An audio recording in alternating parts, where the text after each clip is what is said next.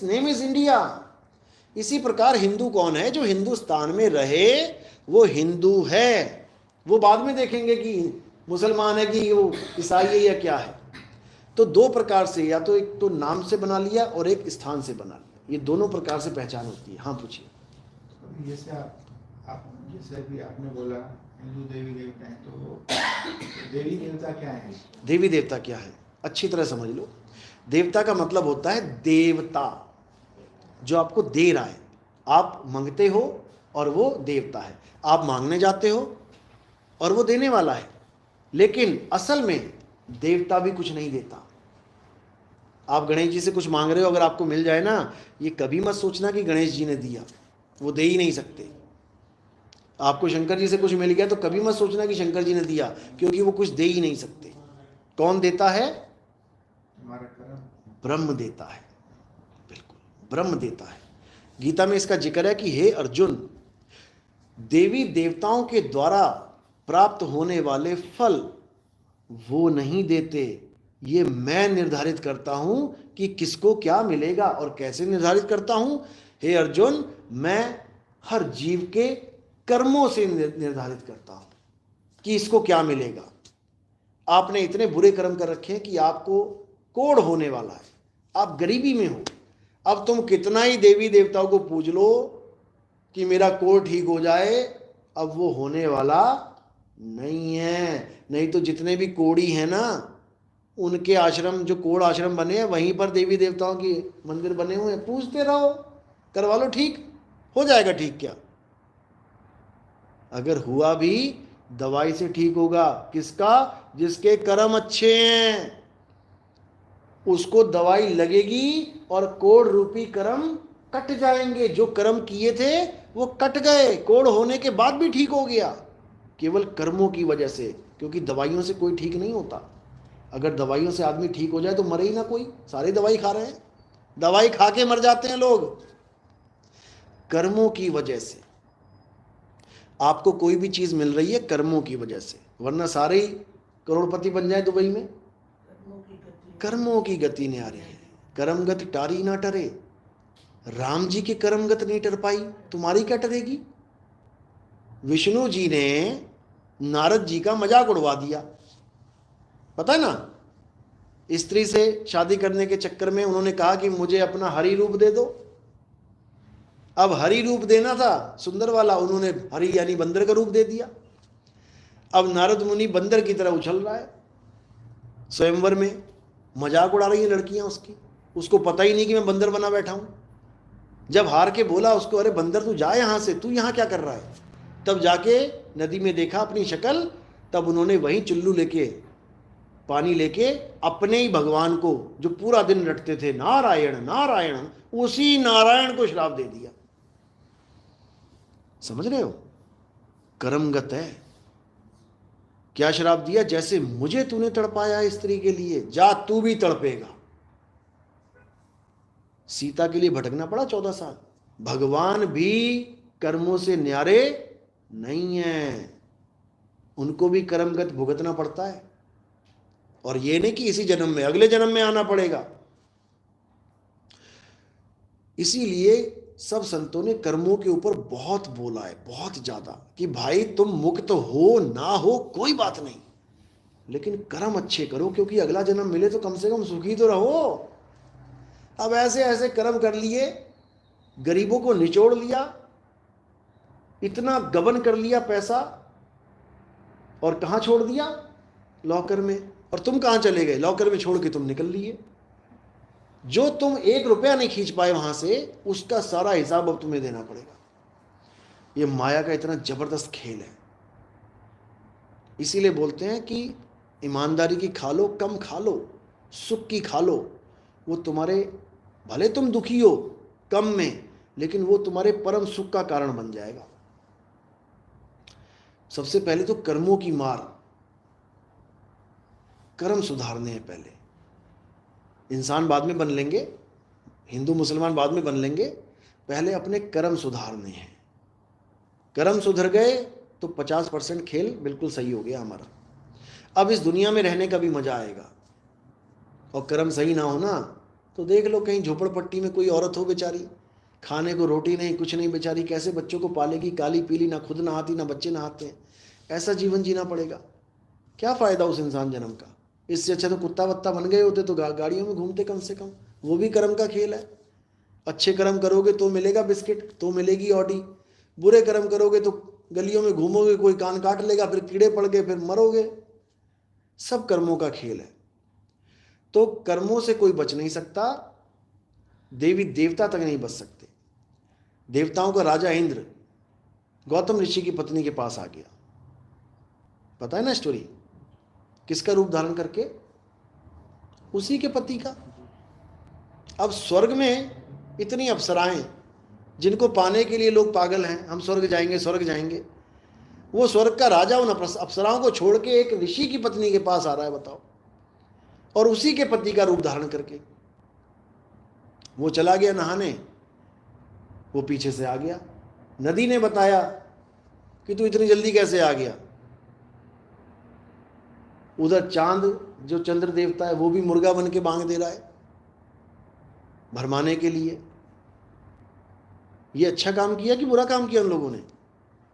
बुरा काम किया। किसने किया? राक्षसों ने कि देवताओं ने? तो फिर पूजनीय है कि नहीं है? बताओ, अरे बताओ।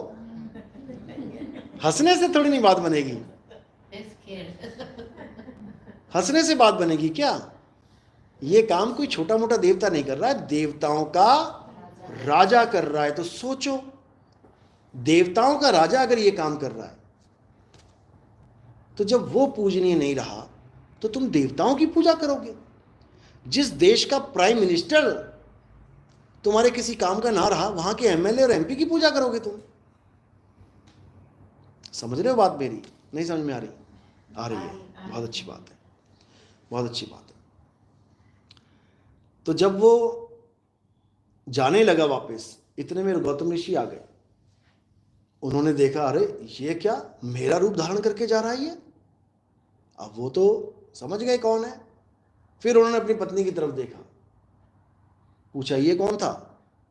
बोली, अरे आप ही तो थे। कहता, अच्छा मैं था ये? कहती, हाँ आप ही तो थे। तो वो बोले, तेरे पास 10 इंद्रियां हैं, जिसमें से 5 ज्ञान इंद्रियां हैं।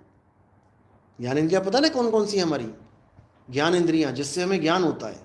आंख से होता है, नाक से होता है, कान से होता है, जीभ से होता है और त्वचा से होता है। तो बोले कि तेरे पास 5 ज्ञान इंद्रियां हैं और तू अपने पति को ही नहीं पहचान पाई। इससे अच्छा तू पत्थर की हो जा। अब पत्थर को छूते रहो, पहचान पाएगा किसने छू लिया? पत्थर की बना दिया उसने। कसूर किसका था? कसूर किसका था? लेडीज का कि जेंट्स का? तो फिर उसको क्या दिया?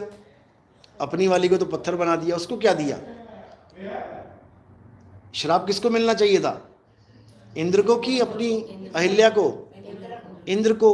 और दे किसको दिया? अहिल्या को। तो इंद्र को क्या मिला फिर? इंद्र को भी श्राप दिया था। क्या श्राप था?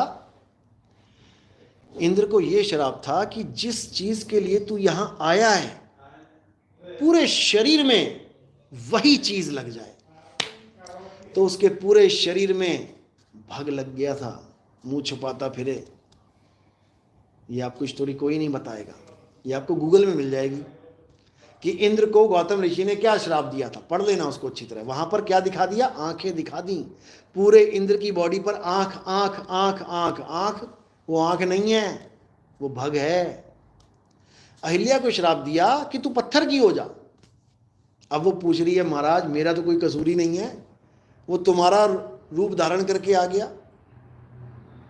मान ली गलती कि मेरी इंद्रियों ने काम नहीं किया, लेकिन मेरी मुक्ति कब होगी? पत्थर की तो तुम बना रहे हो, मैं छूटूंगी कब? तब उन्होंने कहा कि पहले द्वापर आएगा, फिर त्रेता आएगा। त्रेता में राम जी आएंगे, क्योंकि ये सतयुग की बात है। अब देखो युग कौन सा चल रहा है? सतयुग। और कर्म क्या हो रहे हैं? सत्कर्म हो रहे हैं। तो काहे का सतयुग? ऐसे कर्म हो तो काहे का सतयुग?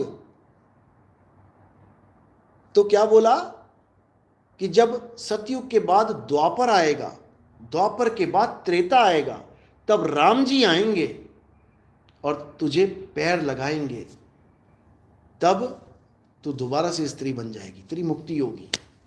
मुक्ति यानी आत्मज्ञान वाली मुक्ति नहीं, इस पत्थर से मुक्ति हो जाएगी। जैसे कोई मर रहा हो बेचारा, कीड़े पड़ गए उसको, तो लोग कहते हैं अच्छा हुआ मुक्ति होगी इसकी। कहाँ कीड़े पड़ रहे थे, मुक्ति वो वाली मुक्ति नहीं हुई, इस काया से मुक्ति हो गई, दूसरी पकड़ लेगा।